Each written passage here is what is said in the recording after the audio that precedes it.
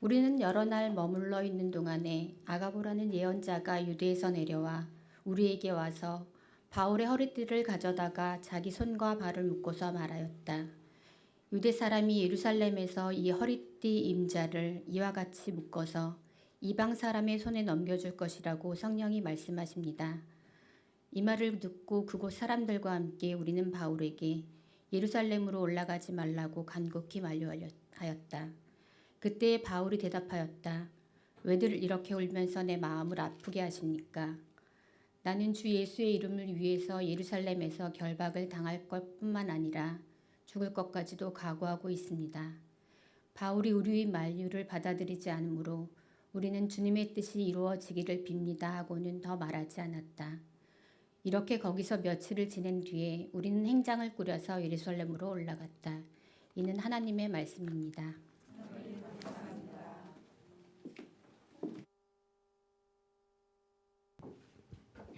찬양 감사합니다. 세상에서 시험 당해도 내 주님 나를 인도하시리라 믿습니다. 주님의 은총과 평안이 여러분과 함께 하시기를 간절히 기원합니다. 오늘 죄송합니다. 고명재 시인의 산문집 너무 보고플 땐 눈이 온다라는 책이 있는데요. 거기에 나와 있는 한 작품의 이야기를 하면서 말씀을 시작해 보려고 합니다.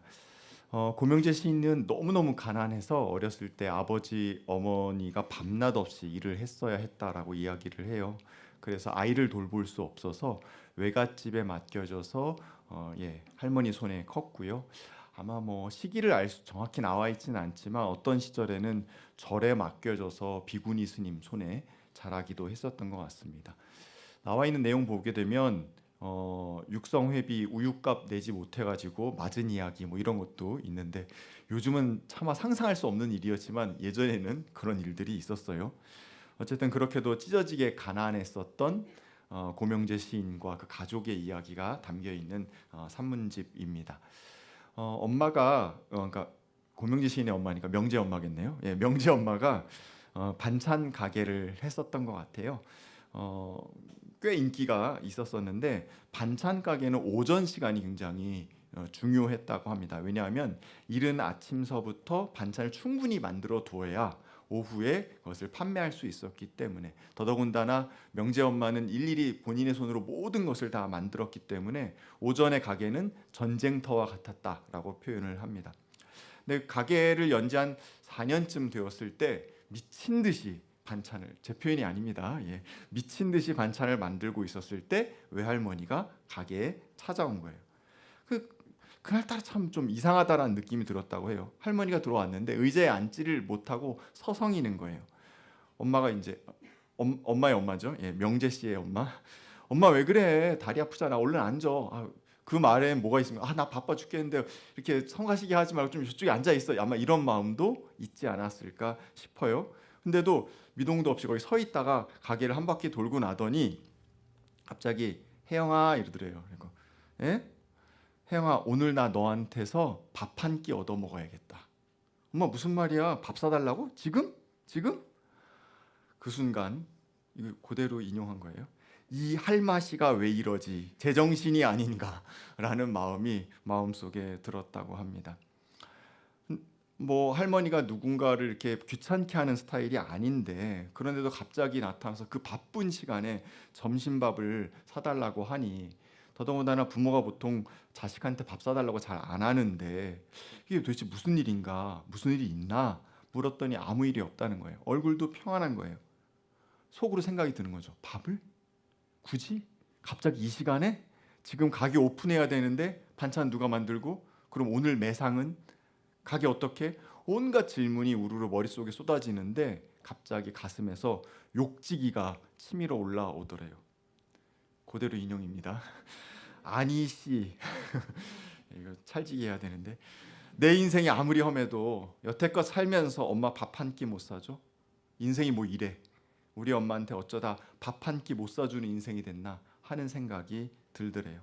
분노와 억울한 감정이 들어가지고 바로 그래 엄마 오늘 내가 거하게 살게. 앞치마 다 걷어버리고 가게 문 닫고 연세 드신 엄마 손 잡고 그리고선 백화점 제일 꼭대기층에 있는 한정식 집에 가서 가장 비싼 음식을 막 시켜서 같이 먹었답니다.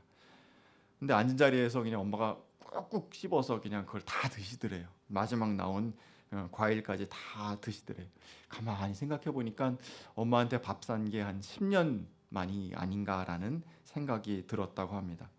근데 보통은 이제 그렇게 만났다가 그냥 잘가로 서로 헤어지는데 그날따라 이상하게 엄마가 집에까지 데려다 달라고 이야기를 하시더래요.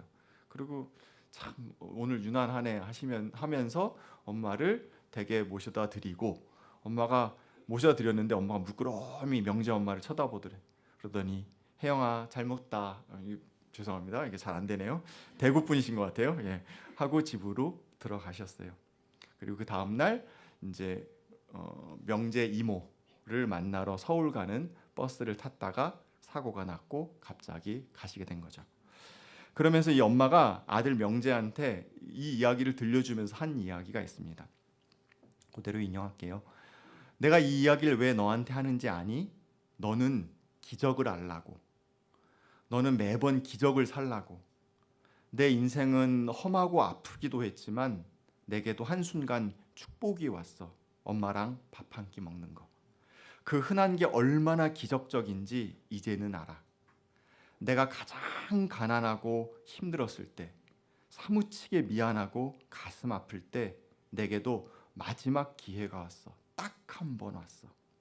나는 그 기회를 놓치지 않고 밥을 먹었어. 지금도 너무 보고 싶고 가슴이 아리곤 하지만 후회는 없어. 그날 나는 엄마 손을 잡았어. 다 내팽개치고 엄마 손을 잡고 나갔어. 예. 우리 삶에도 이렇게 기적같이 다가오는 한 순간이 있습니다.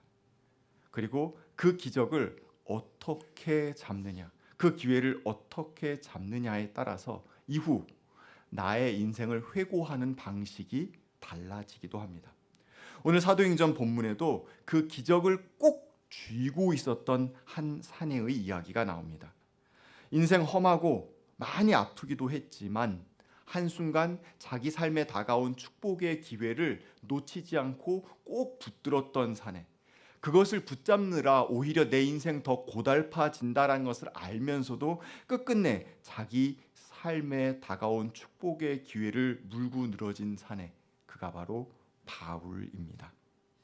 오늘 이야기는 소위 바울의 3차 선교 여행의 막바지 부분인데요. 3차 선교 여행에서 바울은 대다수의 시간을 에베소에서 보냅니다. 2년 넘는 시간을 에베소에서 장기 사역을 하고 그 장기 사역을 마치면서 그의 마음속에 큰 결심을 하게 돼요. 어떤 결심이냐면 3차 여행이라고 했잖아요. 2차 여행 때 둘러봤던 그 그리스 지역을 다시 한번 둘러보고 나서 아마도 연보를 가지고서 전달해야 될 그 사명이 있었던 것 같아요. 그래서 예루살렘에 들렀다가 그리고 로마로 방문할 계획을 그때 품게 됩니다. 그래서 그걸 그대로 실천을 해요. 그리스 지역을 쭉 다시 둘러보고 나서 이제 빨리 예루살렘으로 가서 연보를 전달해야겠다라는 마음을 품습니다. 사실 오순절이 되기 전에 예루살렘에 도착하고 싶은 마음이 그에게 있었어요. 그래서 백길로 빠르게 지중해를 통과해서 가게 됩니다. 중간중간에 배에 기착지가 있었고 그 기착지마다 내려서 그 지역 교우들을 만나지만 아주 짧은 시간 만나고 다음 지역으로 움직이면서 예루살렘을 향해서 가게 됩니다. 두로에서 그 교우들을 만났었던 이야기가 성경에 기록되어 있는데요. 교우들이 아이들까지 데리고 나와서 바울을 맞이했던 이야기가 나옵니다. 바닷가에서 무릎을 꿇고 함께 기도했었던 이야기입니다. 얼마나 보고 싶었겠어요. 만나고 싶었겠죠. 하지만 바울은 온 세계를 돌아다니면서 선교 활동을 하고 있었기 때문에 볼 수 없는 얼굴이었는데 이렇게 아주 짧은 시간이지만 함께하면서 이야기를 나눌 수 있다라는 것이 그들에게는 참 감격스러운 시간이었을 것 같습니다. 그렇지만 그 짧은 시간이 끝나고 다시 작별하고 바울은 또 새로운 곳으로 옮겨갈 수밖에 없었을 거예요. 그런데 그렇게 작별할 때마다 바울도 마음 한켠에 이런 마음 있지 않았었을까요?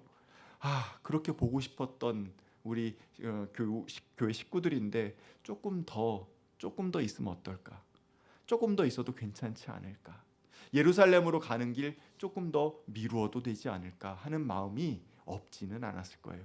하지만 그의 마음속에 성령님께서 불어넣어 주신 사명, 예루살렘을 거쳐서 로마로 가겠다는 그 사명을 붙잡기 위해서, 그 복된 사명으로 살아내기 위해서 그는 발걸음을 재촉합니다. 사실 사도 바울이 예루살렘에서 고초를 당하게 될 것에 대해서 사도행전에서는 3번에 걸쳐서 예고가 나오게 됩니다. 우선 첫 번째로 아까 에베소에서 2년간 장기 사역했다고 했잖아요. 그리고 나서 다시 에베소 장로들을 만납니다. 그런데 시간이 없어서 에베소로 가지는 못해요. 그래서 밀레도라고 하는 항구에, 에베소 가까이 있는 항구에 이곳으로 좀 와주시오라고 이야기해서 에베소 장로들을 만납니다. 그 자리에서 사도 바울이 이래요. 성령에 매여서 예루살렘에 가는 길입니다. 거기에서 무슨 일이 닥칠지 나는 모릅니다. 내가 아는 것 성령께서 일러주신 것뿐인데 어느 도시에서든지 투옥과 환란이 나를 기다리고 있다는 것입니다. 이제 경험상 알고 있는 거예요. 그 수많은 도시를 거쳐오면서 그는 여러 번 감옥에도 갇혔고 매맞기도 했고 쫓겨나기도 하고 여러 고초를 겪었잖아요.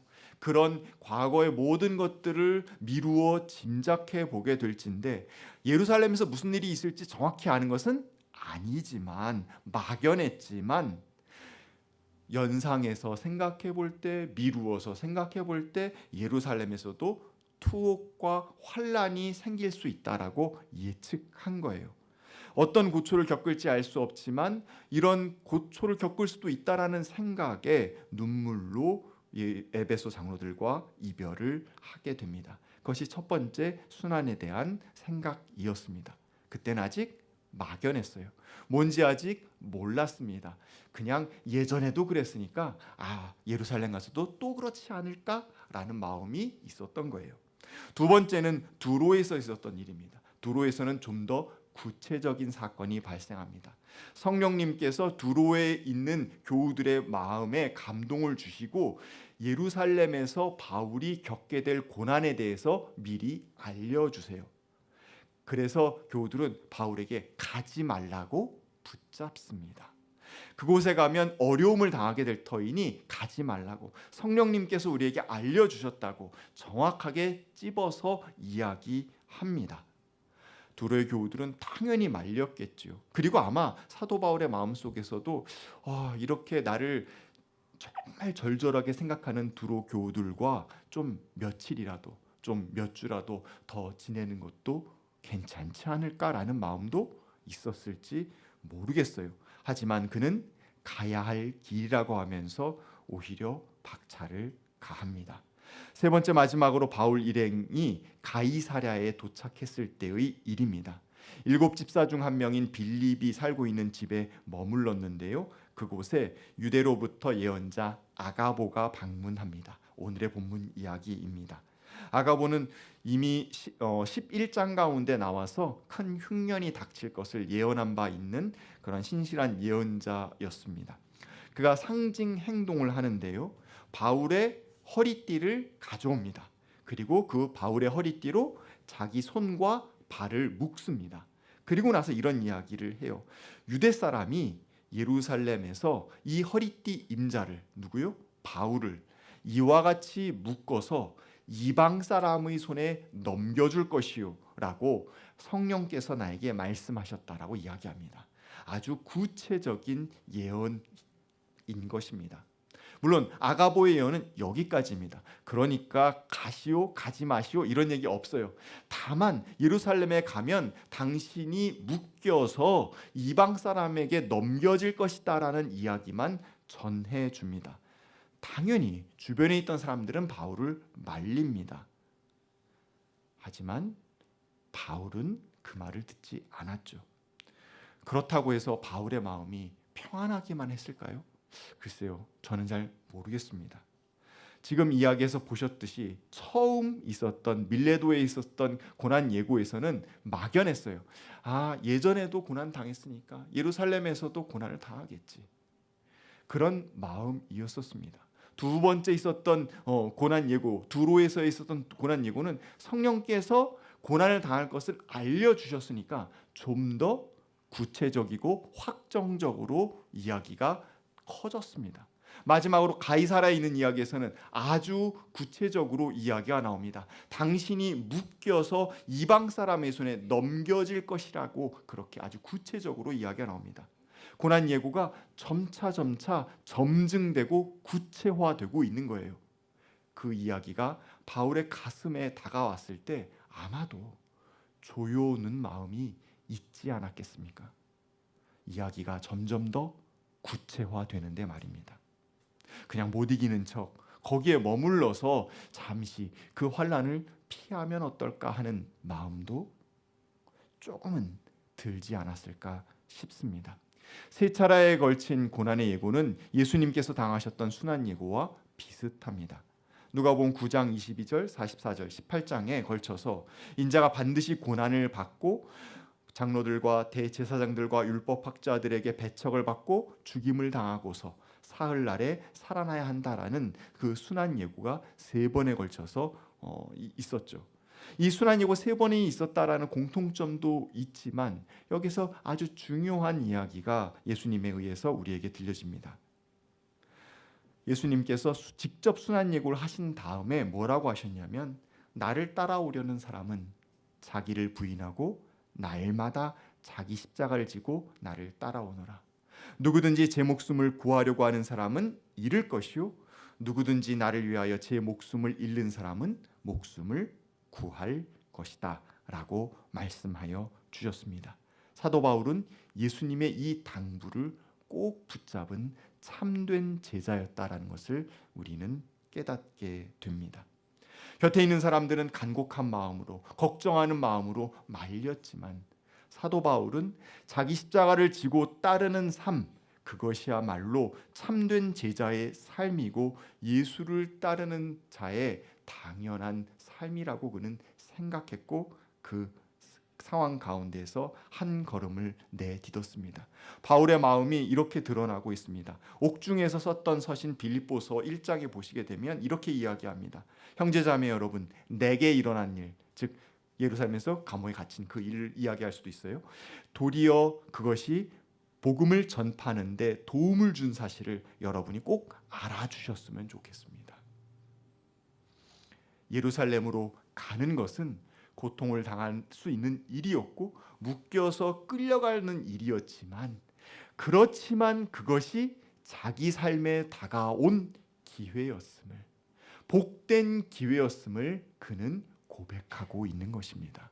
겉으로 보기에는 고통스럽고 힘들고 어려운 일이니까 피해야 할 일처럼 여겨지지만, 그렇지만 그거는 그의 삶에 있어서 다시 없는 기적과 같은 기회였다라는 것입니다. 위대한 발걸음은 눈물 어린 희생 위에 놓여 있다라는 것을 우리는 알고 있습니다. 그런데 위대한 성취만 그렇습니까? 우리의 삶 자체도 그렇지 않습니까? 돌이켜 생각해 보면 인생에서 애씀 없는, 고난 없는, 눈물 없는 성취는 없었습니다. 그냥 당연하게 다가온 것 아무것도 없었습니다. 공부하는 학생들한테 뭐라고 여러분 얘기하시나요? 야, 하지마 이렇게 이야기하시나요? 아무것도 없어라고 이야기하시나요? 수고도 눈물도 아무것도 필요 없어라고 이야기하시나요? 애쓰고 노력한 만큼 내가 성취할 것이다 라고 이야기하지 않습니까? 수고와 괴로움이 있지만 그것을 뛰어넘는 내일을 바라보면서 한 걸음씩 나아가자고 이야기하지 않습니까? 바울은 주 예수의 이름을 위해서 그렇게 한 걸음 내딛는 삶을 선택한 것입니다. 앞서 말씀드린 것처럼 사도 바울은 이미 에베소에서 예루살렘을 거쳐서 로마까지 가서 복음을 전할 열망을 품고 있었습니다.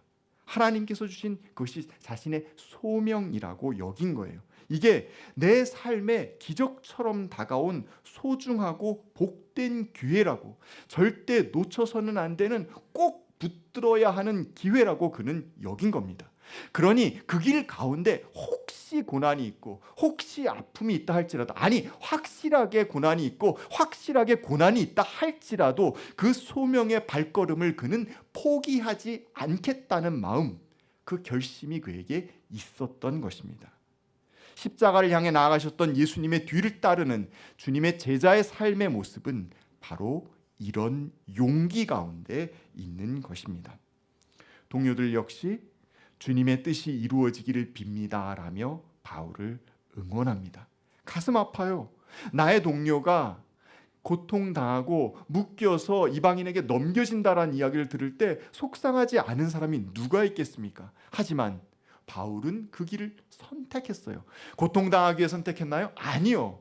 아프기 위해 선택했습니까? 아니요. 십자가의 길을 위해서, 주의 길을 위해서 선택하였기에 그들은 지지하고 그들은 응원하였습니다. 그리고 이렇게 격려하고 응원하는 이들이 그 바울 곁에 있었기 때문에 바울 역시 주저앉지 않고 다시 한번 힘들지만 어려운 용기를 낼 수 있었고 한 걸음을 뗄 수 있었다고 저는 생각합니다. 뒤로 물러서지 않고 오히려 앞으로 나아가는 바울의 삶에는 이렇게 함께 응원하고 지지해주는 무리가 있었기에 용기를 낸 것입니다. 여러분, 하지만 용기는 죽을 용기만 있는 것은 아닙니다. 감옥에 갇힐 용기만 있는 것은 아닙니다. 우리 삶에도 아주 잘디 작은 용기를 내어야 하는 순간이 얼마나 많은지 모릅니다. 명재 외할머니가 명재 엄마를 찾아와서 바쁜 줄 모르겠어요? 내 딸 바쁜 줄 알죠. 얼마나 고생하는지 왜 모르겠어요. 다 알죠. 하지만 그날 꼭 딸이랑 밥 한 끼 먹지 않으면 안 될 것 같은 마음에 딸이 바쁜 그 반찬 가게를 찾아온 것 아닙니까? 그리고 한 번도 해본 적 없는 이야기, 밥 한 끼 먹자란 이야기를 한 것 아닙니까? 이렇게 밥 한 끼 먹자고 하는 것에도 용기가 필요합니다. 그리고 그 이야기를 들었을 때 이러저러한 고달픈 삶의 여건 속에서도 아유 그래 엄마 다 내려놓고 갑시다 하고 앞치마를 풀어젖히고 그리고 가게 문을 닫고 따라 나선 그 명재 엄마의 용기도 있습니다. 우리 삶에는 용기를 내야 할 순간이 얼마나 많은지 모릅니다. 미안해, 괜찮아, 사랑해, 고마워, 마음속 깊이 담겨있는 진실한 마음을 전하는 것도 우리에게는 용기가 필요한 일입니다. 또 정반대로 아니요 라고 거절할 용기, 아 이제 그만 멈출래, 더 이상 하지 않을 거야 라고 이야기할 수 있는 용기, 내려놓을 것은 내려놓고 달려갈 것은 달려갈 용기, 그것이 우리 가운데 필요합니다. 예수님은 오늘 우리에게 마지막 복된 기회를 주셨는지도 모르겠습니다. 예수님의 제자다운 삶을 선택할 용기, 이 땅 가운데에서 사람들을 사랑하며 살아갈 수 있는 그 용기, 그 운 좋은 기회가 여러분 앞에 당도해 있습니다. 오늘 예수님의 제자로서 한번 용기 내어 보시기 바랍니다. 다시 한번 작은 용기를 내어서 사랑하는 사람들과 더더욱 사랑하며 이 땅을 아름다운 주님의 나라로 일구어 가시는 저와 여러분이 되기를 간절히 기원합니다. 함께 거듭의 기도 드리겠습니다.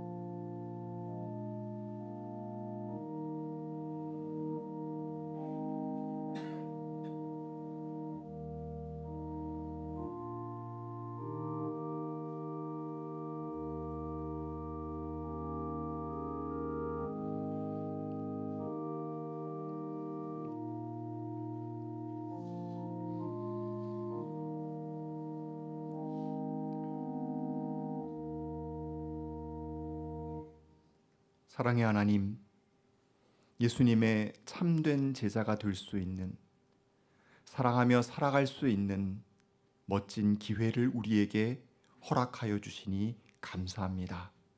주님, 주님의 제자로 살아갈 이 기회를 꼭 붙들겠습니다.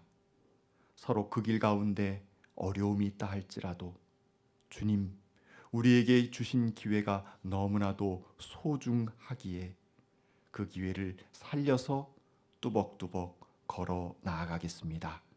주님, 우리와 함께하여 주시옵소서. 예수님의 이름으로 기도하였습니다. 아멘.